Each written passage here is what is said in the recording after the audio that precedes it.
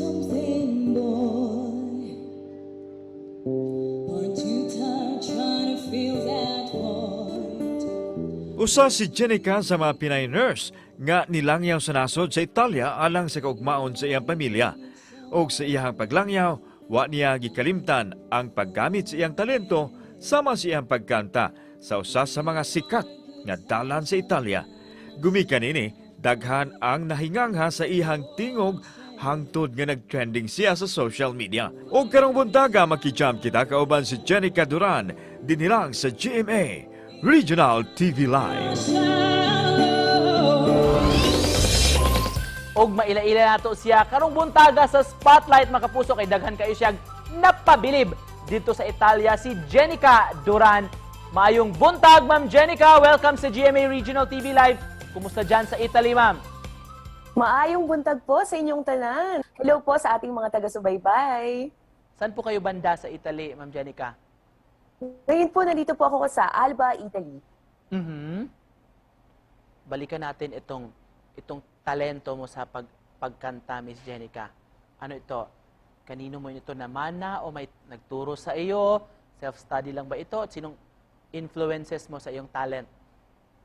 Naku, siguro po itong talent ko sa pagkanta na hasa sa pagkanta ko sa banyo. Simula maliit po ako at siguro po sabi nila nasa lahi daw dahil yung father ng aking lola, kilala siya bilang apong awit na naghaharana noon nung panahong. And of course, nakita namin yung video na ikaw ay kumakanta dyan sa Italy, sa parke. Ba't mo naisipan ito, ma'am? And what motivated you, Ma'am Jenica, to do this?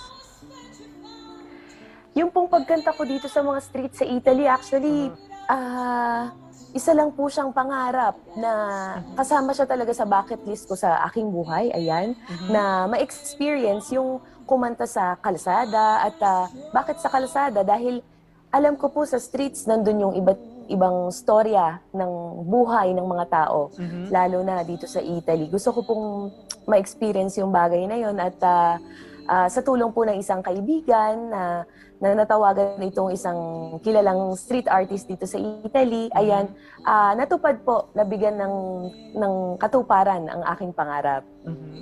Kumusta po experience, Ma'am Jenica? Grabe po, grabe. Hindi ko in-expect yung pagtanggap ng mga tao dito sa akin, sa boses ko. Sabi ko nga noon na kahit walang makinig, kahit walang manood, kahit walang huminto, okay na ako basta matupad ko yung isa sa mga bucket list ko. How was it like na nakagain agad ng media attention din? Ay, grabe. Sobrang overwhelmed po ako at hindi ko po in-expect talaga na ganito yung mga sunod-sunod na mangyayari at sabi ko nga, to God be the glory. Ma'am Jenica, matanong lang namin, you were staying Opo. here in the Philippines, you already had a stable job here, pero ano pong reason ba't nag-migrate kayo dyan sa Italia? Ang pagkakaiba ng Pinas at dyan sa ibang bansa? Ayan, so sa atin po sa Pilipinas, isa po akong registered nurse at 4 years po akong nagtrabaho sa at isang major decision po yung ginawa ko sa aking buhay na lumipad papuntang Italy dahil bukod sa pangarap kong ma-experience ang street singing, isa po sa pinakapangarap ko ang makasama ko po ang buo kong family na nandito po sa Italy. Malapit ng Pasko, Ma'am Jenica, pwede bang manghingi ng sample sa iyo ngayon? Pasko na naman, ngunit wala ka pa. Hanggang kailan kaya ako maghihintay sa'yo? Bakit ba naman kailangang lumisan pa? Ang tanging hangad ko lang ay makapiling ka. Sana ngayong Pasko ay maalala mo pa rin ako. Hinahanap-hanap pag-ibig mo. At kahit wala ka na, nangangarap at umaasa pa rin ako.